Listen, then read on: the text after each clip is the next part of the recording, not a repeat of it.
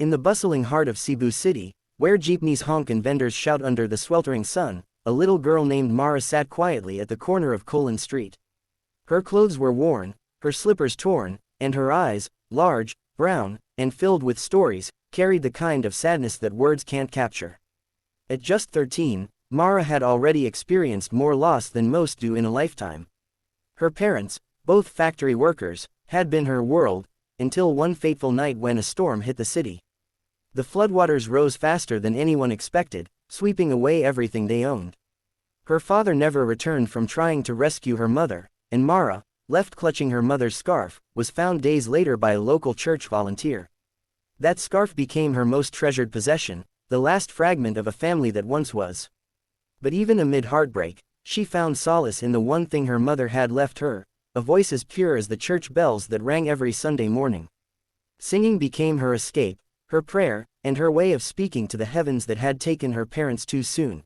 Each afternoon, as the golden sun began to melt into the sea, Mara would take her spot near the old fountain, holding a small, beaten-up guitar she had found in a dumpster. The strings were mismatched, and one was tied together with thread, but it was enough. When she began to sing, the noise of the streets seemed to fade away.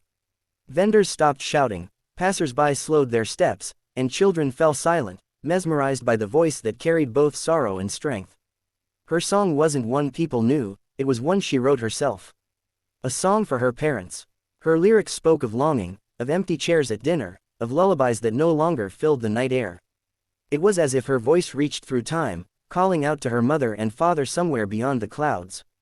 People began recording her on their phones, tears streaming down their faces, sharing her story across social media. Within days, the Cebu girl with the angelic voice became a sensation online. But to Mara, it wasn't fame she sought, it was connection. Each note was a whisper to her parents, a way to tell them, "I'm still here, and I'm singing for you." A week later, a local radio host invited Mara to perform live on air. The studio was small and intimidating, but as the microphone turned red, Mara closed her eyes and sang her heart out. The song, titled "Lullaby of the Storm," began softly, her trembling voice weaving through lyrics that painted vivid pictures of her parents' faces. Then, as the chorus rose, her voice soared, powerful, raw, and filled with emotion.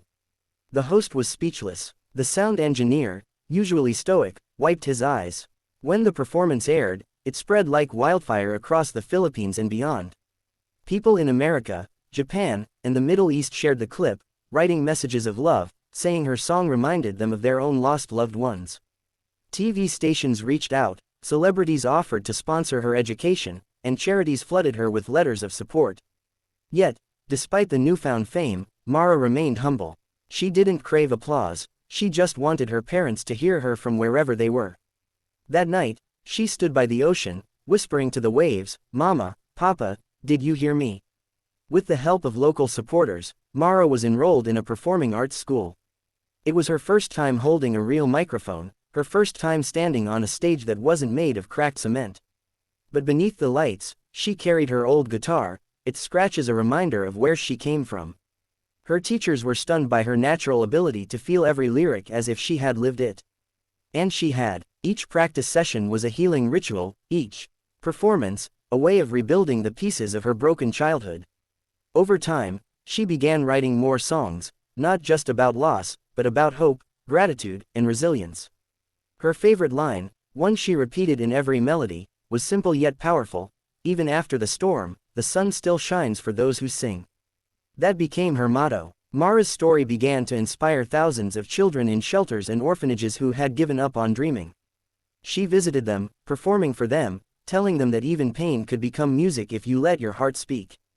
Years later, Mara was invited to perform at an international charity concert in Manila, attended by world-renowned artists and millions watching live online. As she walked onto the grand stage, wearing a simple white dress and her mother's scarf tied around her wrist, the crowd roared, but Mara didn't hear them. In her mind, she was back in that flooded street, holding her parents' hands. She whispered a short prayer and began singing, "Lullaby of the Storm," once more. Her voice, matured but still pure, filled the arena.